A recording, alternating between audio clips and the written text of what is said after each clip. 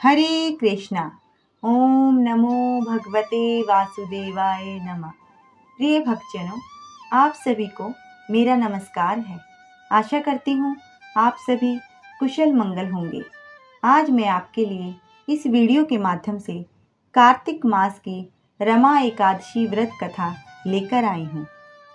युधिष्ठिर ने पूछा, जनार्दन, मुझ पर आपका स्नेह है, अतः कृपा करके बताइए, कार्तिक के कृष्ण पक्ष में कौन सी एकादशी होती है। भगवान श्री कृष्ण बोले, राजन, कार्तिक के कृष्ण पक्ष में जो परम कल्याणमयी एकादशी होती है वह रमा के नाम से विख्यात है। रमा परम उत्तम है और बड़े बड़े पापों को हरने वाली है। पूर्व काल में मुचुकुंद नाम से विख्यात एक राजा हो चुके हैं, जो भगवान विष्णु के भक्त और सत्य प्रतिज्ञ थे।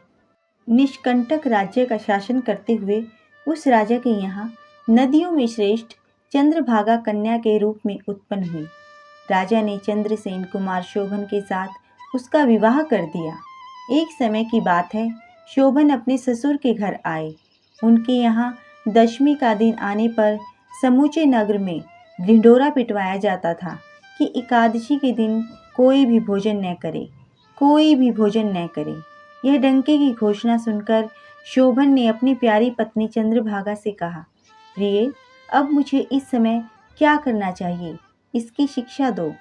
चंद्रभागा बोली, प्रभु, मेरे पिता के घर पर तो एकादशी को कोई भी भोजन नहीं कर सकता। हाथी, घोड़े, हाथियों के बच्चे तथा अन्य पशु भी अन्न, घास तथा जल का आहार नहीं करने पाते। फिर मनुष्य एकादशी के दिन कैसे भोजन कर सकते हैं। प्राणनाथ, यदि आप भोजन करेंगे तो आपकी बड़ी निंदा होगी। इस प्रकार मन में विचार करके अपने चित्त को दृढ़ कीजिए।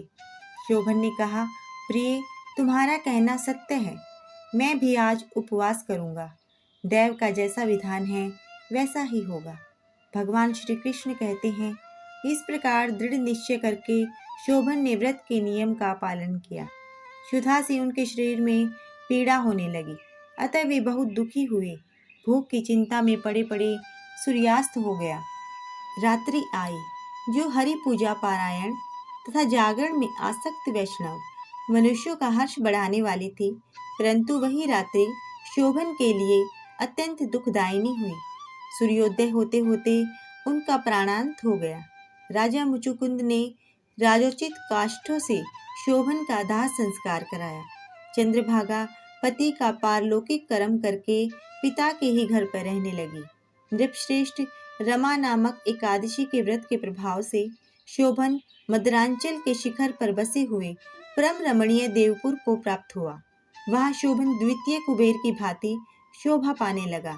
राजा मुचुकुंद के नगर में सोम शर्मा नाम से विख्यात एक ब्राह्मण रहते थे।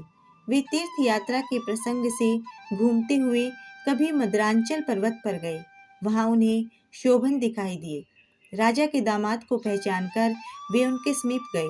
शोभन भी उस समय द्विजश्रेष्ठ सोम शर्मा को आया जान शीघ्र ही आसन से उठकर खड़े हो गए और उन्हें प्रणाम किया। फिर कर्मशः अपने ससुर राजा मुचुकुंद का, प्रिय पत्नी चंद्रभागा का तथा समस्त नगर का कुशल समाचार पूछा। सोम शर्मा ने कहा, राजन, वहाँ सभी कुशल हैं। यहाँ तो अद्भुत आश्चर्य की बात है। ऐसा सुंदर और विचित्र नगर तो कहीं किसी ने भी नहीं देखा होगा। बताओ तो सही, तुम्हें इस नगर की प्राप्ति कैसे हुई?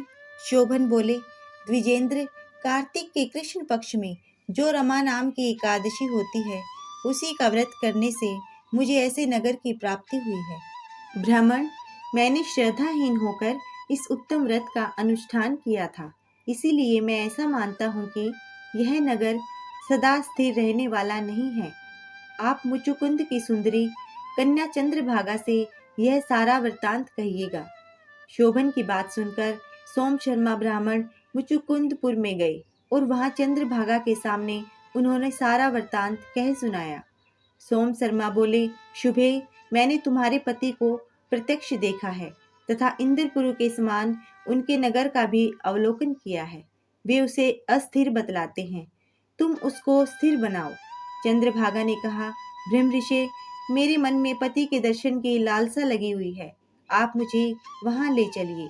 मैं अपने व्रत के पुण्य से उस नगर को स्थिर बनाऊंगी। भगवान श्री कृष्ण कहते हैं, राजन, चंद्रभागा की बात सुनकर सोम शर्मा उसे साथ ले मद्रांचल पर्वत के निकट वामदेव मुनि के आश्रम पर गए। वहां ऋषि के मंत्र की शक्ति तथा एकादशी सेवन के प्रभाव से चंद्रभागा का शरीर दिव्य हो गया तथा उसने दिव्य गति प्राप्त कर ली। इसके बाद वह पति के समीप गई। उस समय उसके नेत्र हर्षोल्लास से खिल रहे थे। अपनी प्रिय पत्नी को आई देख शोभन को बड़ी प्रसन्नता हुई। उन्होंने उसे बुलाकर अपने वाम भाग में सिंहासन पर बैठाया। तदंतर चंद्रभागा ने हर्ष में भरकर अपने प्रियतम से यह प्रिय वचन कहा, नाथ, मैं हित की बात करती हूँ, सुनिए। पिता के घर में रहते समय जब मेरी अवस्था 8 वर्ष से अधिक हो गई, तभी से लेकर आज तक मैंने जो एकादशी के व्रत किए हैं और उनसे मेरे भीतर जो पुण्य संचित हुआ है, उसके प्रभाव से यह नगर कल्प के अंत तक स्थिर रहेगा तथा सब प्रकार के मनोवांछित वैभव से समृद्धिशाली होगा। नृपश्रेष्ठ, इस प्रकार रमा व्रत के प्रभाव से चंद्रभागा दिव्य भोग, दिव्य रूप और दिव्य आभरणों से विभूषित हो अपने पति के साथ मद्रांचल के शिखर पर विहार करती है। राजन, मैंने तुम्हारे समक्ष रमा नामक एकादशी का वर्णन किया है। यह चिंतामणि तथा कामधेनु के समान सब मनोरथों को पूर्ण करने वाली है। मैंने दोनों पक्षों के एकादशी का पाप नाशक महात्म्य बताया है। जैसी कृष्ण पक्ष की एकादशी है, वैसे ही शुक्ल पक्ष की भी है। उनमें भेद नहीं करना चाहिए। जैसे सफेद रंग की गाय हो या काले रंग की, दोनों का दूध एक सा ही होता है। इसी प्रकार दोनों पक्षों की एकादशियां समान फल देने वाली है। जो मनुष्य एकादशी व्रतों का महात्म्य सुनता है, वह सब पापों से मुक्त हो श्री विष्णु लोक में प्रतिष्ठित होता है। बोलो एकादशी माता की जय। श्री हरि विष्णु की जय। दोस्तों, यदि आपको यह कथा सुनने में आनंद आया हो तो वीडियो को लाइक करें, शेयर करें, चैनल को सब्सक्राइब करें। धन्यवाद।